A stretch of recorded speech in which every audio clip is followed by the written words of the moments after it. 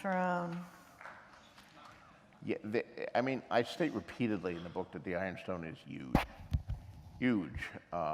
It towers over the room like a great beast, and it's ugly. It's asymmetric. It was put together by blacksmiths, not by craftsmen and experts in furniture manufacture. And you have to walk up iron steps, and when a king sits on it, he's like 10 feet above everybody else in the hall. So he's in this raised position looking down on them. And the hall itself is huge.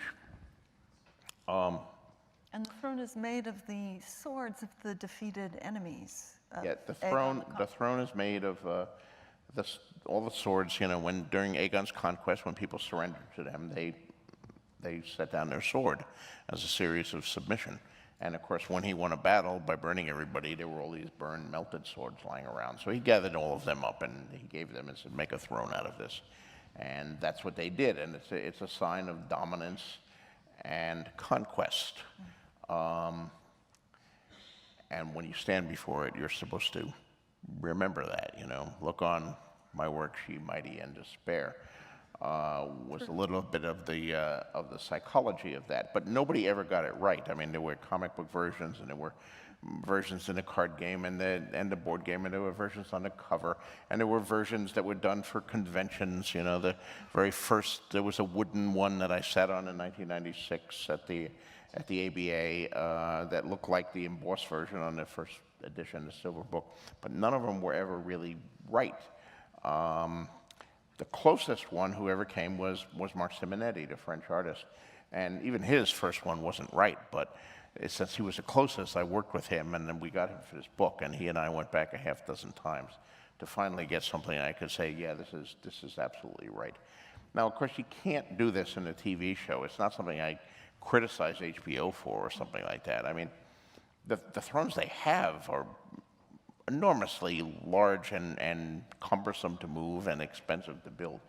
To build this monstrosity would blow the budget of an entire episode, and it wouldn't fit in the set. I mean, our throne room is in the Paint Hall in Belfast in Northern Ireland. Now, the Paint Hall is the largest soundstage in Europe. It was originally part of the old Harland and Wolff shipyard where they built the Titanic, and they painted the ships, the hulls of the ships in this hall, which gives you an idea of the scale of it. And we've divided it into a number of pods, and our throne room is in one of them. And it's a very large set, but it's not large enough.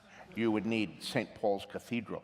If they would give us St. Paul's Cathedral or Westminster Abbey to shoot in, and a year to build a giant throne like that that would dominate the entire thing and go halfway to the ceiling, then you could get the Iron Throne the way it's described in the books.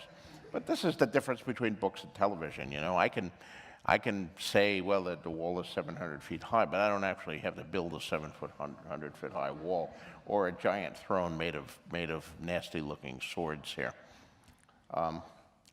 It's interesting.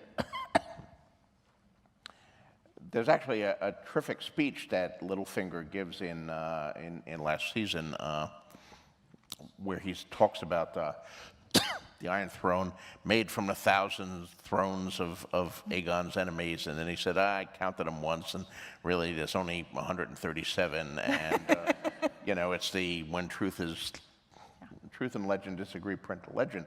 And it's an interesting speech that's true in the show, but it's not true in the books because there really are thousands of swords in the real Iron Throne, the gigantic Iron Throne that sits in King's Landing in the books.